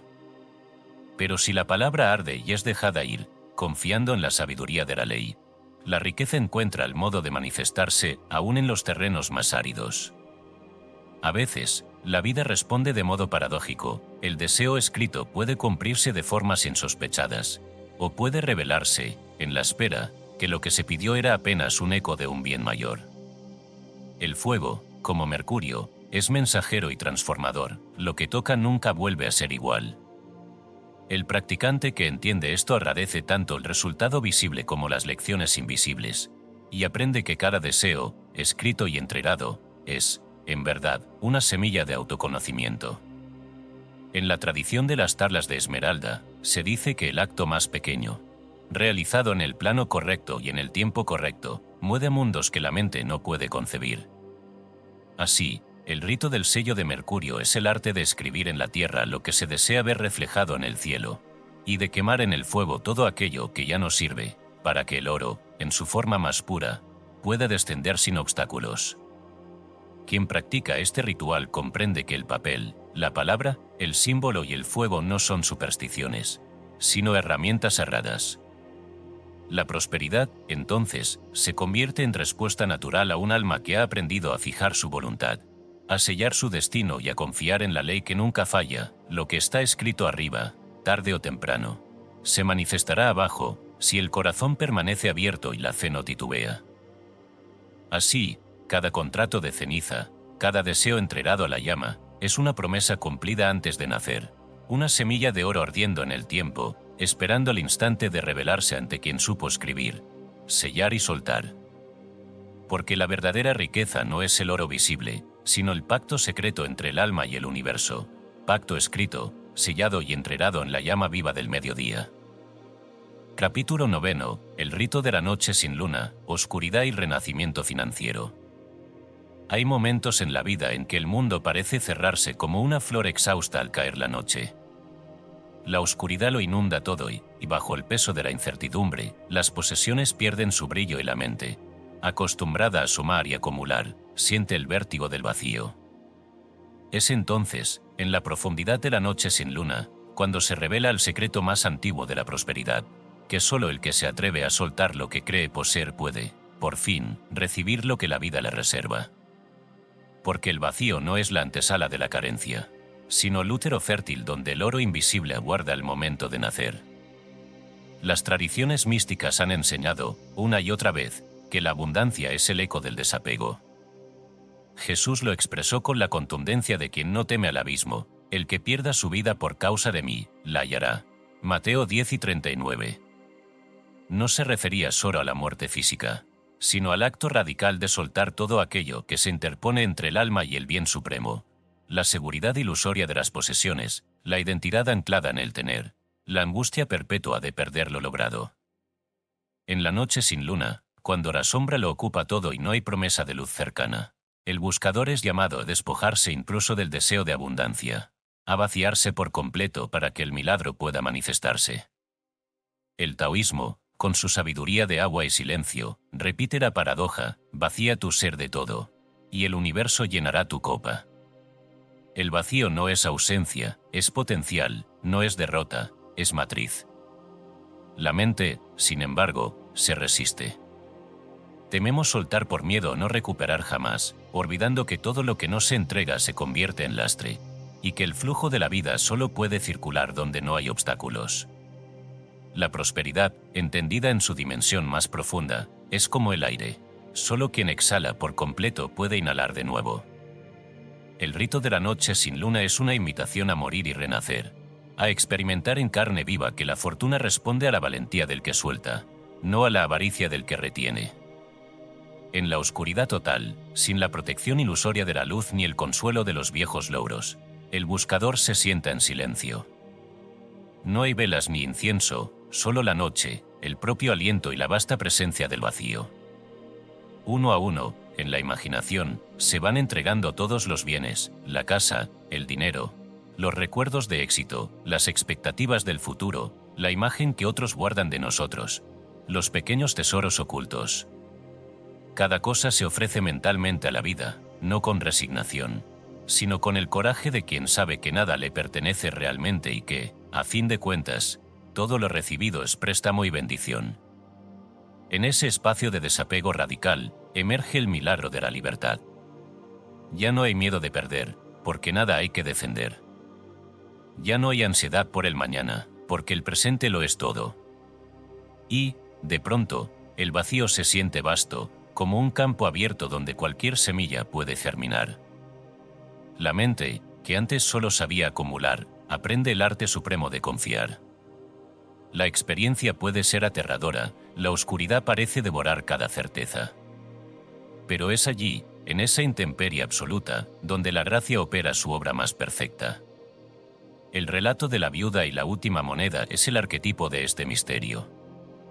Dice el Evangelio que Jesús, observando a los ricos depositar grandes sumas en el templo, vio a una viuda pobre arrojar 2 monedas insignificantes y proclamó: de cierto os digo, que esta viuda pobre echó más que todos, porque todos dieron de lo que les sobra, pero ella, de su pobreza, echó todo lo que tenía, todo su sustento. Marcos 12, 43-44. En ese gesto, el universo entero se detuvo. Porque la abundancia no es el exceso, sino el flujo ininterrumpido entre lo que se tiene y lo que se entrega. Solo quien da todo lo que es y lo que tiene, aunque solo sea en la ofrenda interior, se convierte en imán de lo infinito. En la noche sin luna, la meditación de desapego es una renuncia consciente a toda forma, a toda posesión, a toda definición. Se trata de pronunciar en el corazón: nada me pertenece, todo me ha sido dado, y al entregarlo, me preparo para recibir de nuevo, sin miedo y sin apego. El proceso puede parecer vacío, incluso doloroso, pero lo que ocurre es una limpieza de los canales de recepción. Como el campo que se barbecha antes de la siembra, el alma se libera de la maleza de la avidez, la obsesión y el temor. El budismo enseña que el apego es la raíz del sufrimiento y que la verdadera riqueza solo llega cuando la mano está abierta, no crispada por el ansia de retener. La práctica del desapego no es desprecio del bien material, sino la comprensión de que nada, ni siquiera el dinero, ni siquiera el oro, puede llenar el vacío esencial si no es recibido desde la libertad y la entrega.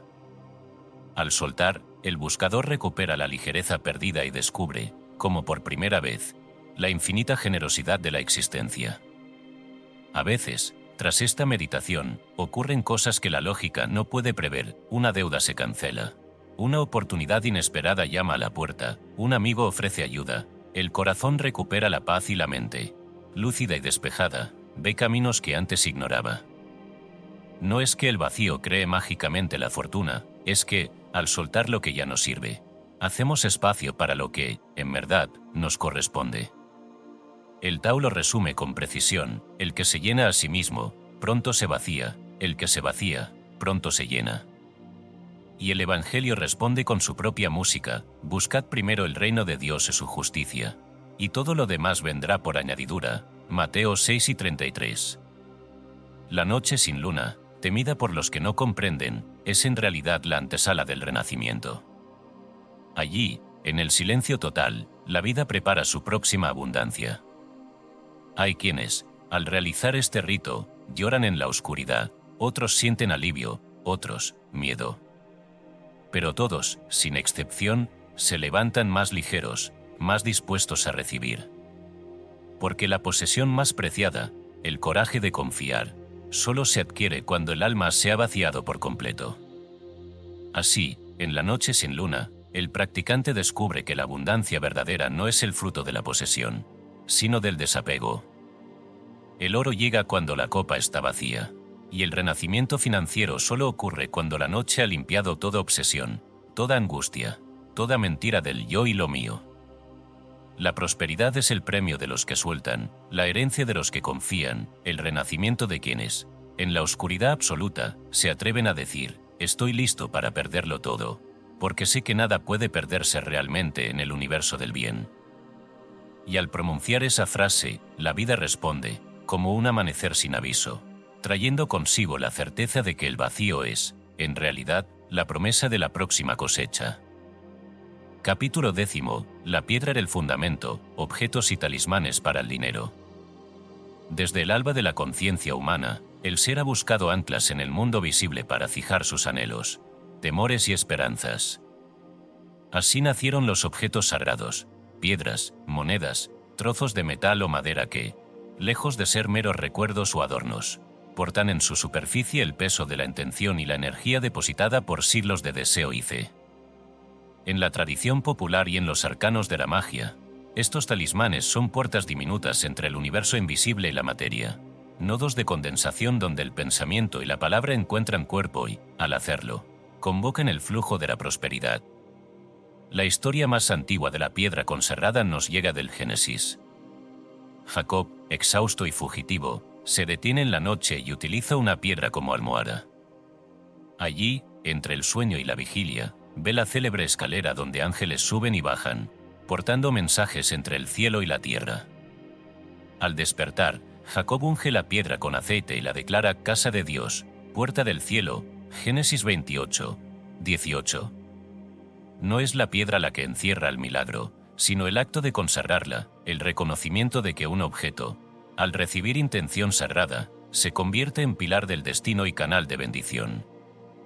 Los grimorios egipcios, custodiados por siglos en templos y criptas, describen rituales similares.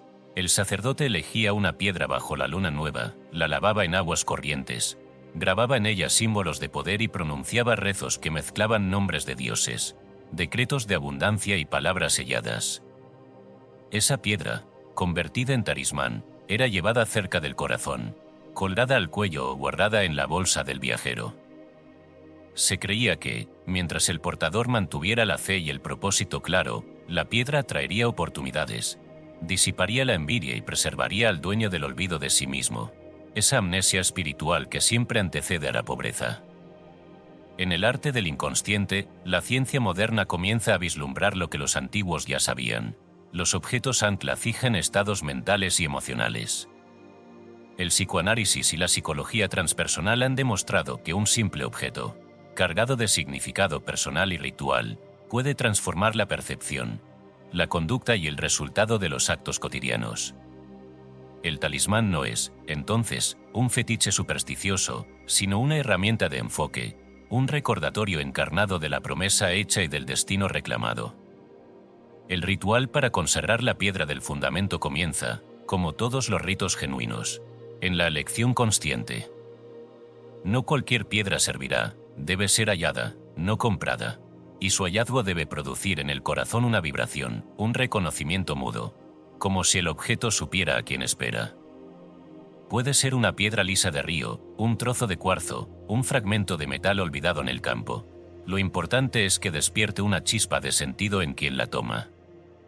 La consagración se realiza al alba o al atardecer, momentos de tránsito donde el umbral entre los mundos es más delgado.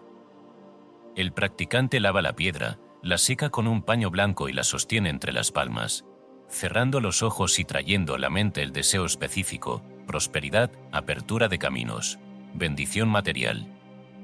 Entonces pronuncia un rezo ancestral, heredado o creado desde la devoción.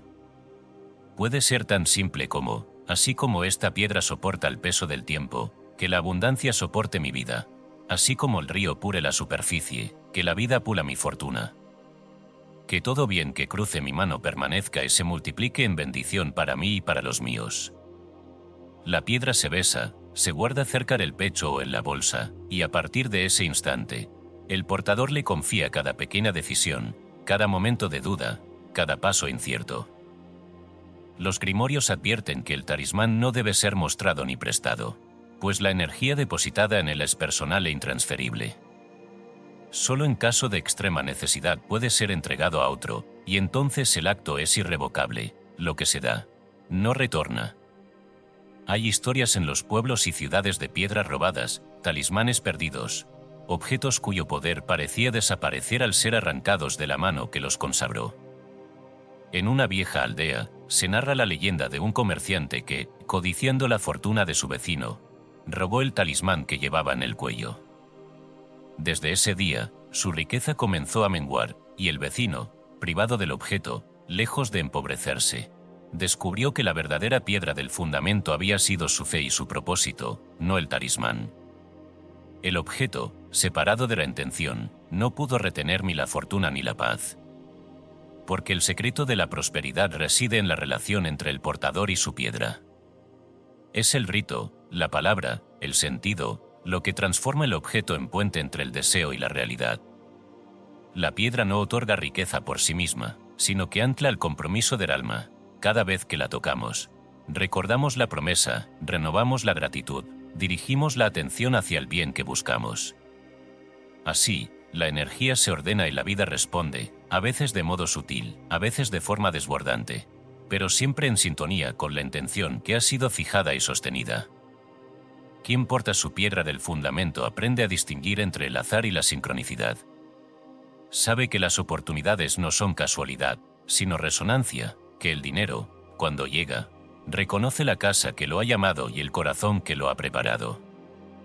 Y si alguna vez la piedra se pierde, el iniciado no desespera. Comprende que el verdadero fundamento nunca estuvo fuera, sino en el acto interior de consagrar, de agradecer, de recordar. Así, a través de los siglos, las piedras y talismanes han acompañado a los buscadores de fortuna y sentido. No como amuletos vacíos, sino como testigos y aliados de un pacto secreto, el de transformar cada objeto en altar y cada momento en posibilidad. La prosperidad se convierte entonces en una danza entre la materia y el espíritu, entre la piedra hallada y la fe encarnada. Al concluir este rito, el portador camina con un nuevo centro, no depende del talismán, pero se apoya en él como quien apoya el pie en tierra firme antes de cruzar un río caudaloso. Sabe que la abundancia, como la piedra, es algo que se sostiene en el tiempo, que se pule con la práctica, que se bendice con la palabra y que, finalmente, se entrega con gratitud al siguiente que se atreva a buscar y a consagrar su propio fundamento. Porque en última instancia, la piedra de la prosperidad es símbolo del alma despierta, resistente, paciente, abierta al agua y al fuego, capaz de soportar la espera y de brillar cuando la luz la encuentra. Lleva tu piedra contigo, no como fetiche sino como recordatorio. Y cada vez que la sientas en tu bolsillo o en tu palma, recuerda, la abundancia se construye así, piedra sobre piedra, palabra sobre palabra, hasta que el alma y el oro se reconozcan en un mismo fundamento. Capítulo 11. El sueño del tesoro, viaje onírico para desbloquear la riqueza. Hay un reino más vasto que todos los mercados y ciudades, un territorio donde los mapas del dinero y la lógica no gobiernan, pero donde los tesoros más inesperados yacen ocultos, esperando ser descubiertos por el audaz y el sincero. Ese reino es el de los sueños. Allí, cada noche, el alma cruza sin equipaje los umbrales del mundo material, abandona la prisión de las costumbres y se adentra en los corredores laberínticos del inconsciente, donde la prosperidad toma formas insólitas. La carencia se disfraza de monstruo y la oportunidad aparece envuelta en símbolos que solo el corazón dispuesto puede descifrar. Desde la antigüedad, los sabios y buscadores de fortuna han entendido que el mundo onírico no es mero residuo de las preocupaciones diarias, sino un campo fértil donde se siembran las semillas de la abundancia futura. En los desiertos de Egipto, los faraones consultaban a los intérpretes de sueños antes de tomar decisiones económicas. Los chamanes de América viajaban, en trance, por el territorio de las visiones, trayendo de vuelta indicios de caza, de siembra o de alianzas inesperadas. Y en la Biblia, la historia de José ilustra de modo magistral el poder de los sueños. He aquí que estábamos atando manojos en medio del campo, y mi manojo se levantaba y se quedaba derecho, y vuestros manojos estaban alrededor y se inclinaban al mío. Génesis 37, 7. Por medio de visiones nocturnas, José previó el hambre, diseñó la estrategia de ahorro y abrió las bodegas de Egipto, convirtiéndose así en administrador de riquezas para sí y para un pueblo entero. No hay misterio más profundo que este, el inconsciente, esa mina inexplorada que cada uno porta dentro, conoce caminos hacia el oro que la mente racional ignora. Por eso, los antiguos desarrollaron técnicas precisas de incubación de sueños, rituales y rezos antes de dormir, gestos sutiles para abrir la puerta del santuario interior y recibir, en el teatro de la noche, la revelación que habría de cambiar el destino de una vida. Artemidoro, gran compilador de los misterios oníricos, enseñaba que los sueños son cartas enviadas desde el Dios desconocido, que el arte está en formular la pregunta correcta, preparar el templo del cuerpo y la mente, y registrar, al despertar, hasta el más leve susurro del mensaje recibido. La técnica es simple en su diseño, pero exige disciplina y apertura. El buscador, al llegar la noche, apaga la luz, silencia los ruidos y se recuesta en la cama con la decisión de abrirse a la guía profunda. Antes de cerrar los ojos, sostiene entre sus manos un objeto significativo, puede ser una moneda, un talismán, una piedra consagrada, y formula, en voz baja o en el corazón, la petición, que esta noche, el sueño me revele el camino hacia la prosperidad que me corresponde. No se trata de exigir ni de manipular, sino de solicitar humildemente que el inconsciente, aliado de todos los grandes descubrimientos, muestre una imagen, una palabra, una escena, un símbolo. El buscador promete, en el mismo acto, recordar y registrar lo que reciba, por absurdo que parezca. Y así, en el manto de la noche, el alma se libera de la vigilancia tiránica de la mente diurna. El sueño puede llegar en forma clara, una mina rebosante de oro, una conversación reveladora, una puerta que se abre a un jardín desconocido, o de manera velada, mediante símbolos que solo la paciencia y el asombro permiten desenredar. Hay relatos de buscadores que soñaron con agua cristalina, al despertar, encontraron la intuición de invertir en un proyecto transparente, de otros que vieron una montaña y, meses después, recibieron una oferta relacionada con tierras o propiedades. No es superstición, sino resonancia. La psique, cuando se le consulta y se le honra, responde con imágenes cuya semilla, cultivada con acción y fe, germina en bendiciones concretas. En los archivos de la tradición chamánica abundan historias del sueño buscador. Una noche, un curandero, acosado por la miseria, soñó con un venado que le guiaba a una cueva brillante. Al despertar, comprendió que debía abandonar una antigua práctica y consagrarse a la medicina de las plantas. El éxito y la provisión no tardaron en llegar, pues había obedecido el dictado de la visión. En otro tiempo y lugar, un minero mexicano, al borde de la ruina, soñó que cavaba bajo un árbol seco. Aunque dudó, se dejó guiar por la imagen. Tras jornadas de esfuerzo, halló una veta de plata que transformó su fortuna y la de su familia. Estos relatos, lejos de ser fantasías para crédulos, son testimonios del poder de la incubación onírica, arte perdido en la prisa moderna pero siempre disponible para el que se atreve a preguntar y a escuchar. La psicología profunda, de Freud a Jung, ha confirmado lo que los sabios enseñaron. Los sueños contienen material creativo, pistas para la resolución de conflictos y, muy especialmente, para la orientación en momentos de crisis económica o de transición vital. El inconsciente, dice Jung, es la fuente de toda inspiración verdadera, y la riqueza no es solo la acumulación de bienes, sino la integración de los tesoros interiores que esperan ser reconocidos y puestos en servicio del mundo. Por ello, quien practica el rito del sueño del tesoro no debe buscar respuestas fáciles ni riquezas caídas del cielo. El sueño entrega indicios, mapas simbólicos, semillas de intuición que el despierto debe cultivar. Al despertar, lo primero es permanecer en silencio unos minutos, repasar con suavidad la noche y anotar, en un cuaderno dedicado a este arte, todo lo recordado, lugares, sensaciones, palabras, gestos. Nada es trivial, lo que parece absurdo puede ser la clave, y lo que parece simple, la contraseña de un futuro milagro. Al registrar, el buscador permite que el mensaje penetre el tejido de la vida cotidiana. A veces la acción es inmediata, una llamada que hacer, una deuda que cobrar, un riesgo que asumir. Otras veces, el sueño solo prepara la mente para ver lo que antes estaba oculto, para confiar en la sincronicidad y actuar cuando la puerta, al fin, se abra. En última instancia, la riqueza revelada en el sueño no es solo material. Es la conciencia renovada de que el universo cuida a quienes se atreven a escuchar. Es el coraje de confiar en la propia intuición y en la sabiduría ancestral que habita en cada noche. Es la certeza, antigua y siempre nueva, de que la vida habla en símbolos y que el oro más puro suele estar escondido bajo la superficie de los relatos nocturnos. Así, cada noche se convierte en una expedición hacia el tesoro interior, cada despertar, en una oportunidad de traducir la visión en acción, el símbolo en decreto, el misterio en bendición. Y el buscador, fiel a la voz que le guía desde el otro lado del sueño, aprende que la prosperidad comienza allí donde termina el miedo a preguntar y nace la humildad de recibir. porque los grandes tesoros de la vida, visibles o invisibles, siempre responden al llamado del alma que se atreve a sonar con los ojos abiertos y a escuchar con el corazón despierto.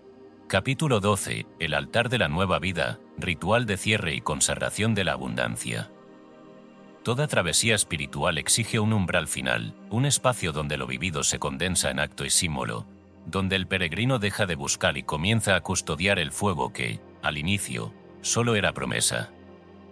Así ocurre con la prosperidad verdadera, después de explorar los rituales secretos, de transitar la senda de la intención y de revelar los misterios ocultos del dar, del vacío, del decreto y del sueño, llega el momento de erigir un altar, no en el mármol de un templo lejano, sino en la intimidad del propio espacio y del propio pecho. Porque toda riqueza visible nace primero en el altar invisible, y solo quien consagra sus días y sus bienes en gratitud perpetua vive la abundancia como estado natural, más allá del accidente, el azar y la superstición. El Zohar, ese río inagotable de luz mística, proclama: el altar está oculto en el corazón del justo, y su llama no se apaga jamás. El altar interior es el centro vibrante donde cada pensamiento, palabra y acto se elevan como ofrenda. Es la piedra angular sobre la que descansa el templo del alma. Pero la sabiduría de los antiguos nos enseña a exteriorizar, de cuando en cuando, ese altar secreto, construyendo en el mundo físico un pequeño refugio para recordar y sellar lo aprendido. Los celtas, que recorrían la tierra como nómadas del misterio, armaban altares móviles, ensamblados con piedras, ramas, fragmentos de objetos encontrados en el viaje. Allí dejaban sus votos, renovaban la gratitud y sellaban el pacto de no olvidar que el bien los acompañaba allí donde iban. El rito de cierre y consagración de la abundancia es sencillo en apariencia, pero profundo en resonancia. El buscador reúne, en un rincón tranquilo de su casa, los símbolos sagrados que ha recogido en el proceso: la piedra consagrada, el talismán portado, la hoja con el deseo escrito, la moneda que hizo sonar el cuenco, tal vez una pluma hallada, un vaso de agua clara, un pequeño cuaderno donde se anotaron los sueños y las intuiciones. No se trata de idolatrar los objetos, sino de honrar el camino, de dar cuerpo y memoria a lo invisible. Cada símbolo es testigo del tránsito por las estaciones de la transformación. Juntos, son la cartografía de la nueva vida. Sobre un paño blanco, se disponen los objetos con atención y reverencia. Se enciende una vela, señal de la luz inextinguible que ahora arde dentro. El buscador se sienta, respira hondo y pronuncia, en voz baja o en el silencio interior, una oración de agradecimiento. No es la súplica de quien teme perder, sino la acción de gracias de quien ha recibido, comprendido y ahora se compromete a vivir en rito perpetuo. Puede decirse: bendigo el camino recorrido, honro los dones recibidos, y consagro mi vida al flujo generoso de la prosperidad consciente. Que mi mente, mis manos y mi corazón sean canales del bien. Que el altar que hoy erijo en mi hogar y en mi alma permanezca vivo, aun cuando el mundo parezca olvidarse del milagro. Es entonces cuando se ofrece, si así se siente, una pequeña ofrenda, una gota de aceite, un poco de sal, una flor, un pedazo de pan. Cada elemento recuerda los pasos previos: la purificación, la bendición, la multiplicación, el desapego, la escritura, el sueño. Al dejar la ofrenda sobre el altar, se renueva el pacto de abundancia, no como exigencia sino como servicio. Que mi prosperidad no termine en mí, sino que se extienda como bendición a cuantos me rodean. Aquí, la prosperidad se revela como comunión con la fuente inagotable del bien, una promesa de reciprocidad y de confianza absoluta. El Apocalipsis describe a los vencedores recibiendo una piedra blanca, y en la piedra un nombre nuevo, que nadie conoce sino aquel que lo recibe. Apocalipsis 2:17. La piedra blanca es símbolo de identidad renovada, de destino transfigurado. Representa el altar interior consagrado por la experiencia y la gracia. Quien ha llegado a este punto del viaje comprende que la riqueza real no puede ser robada, que ninguna ruina exterior puede despojarlo de la abundancia nacida en el altar vivo del propio ser. Porque todo lo que se entrega con gratitud retorna multiplicado, y todo lo que se consagra al bien se convierte en semilla de nuevas bendiciones.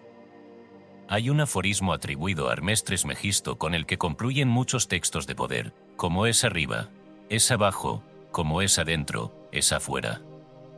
El altar exterior refleja el altar interior, el gesto material es eco del voto del alma.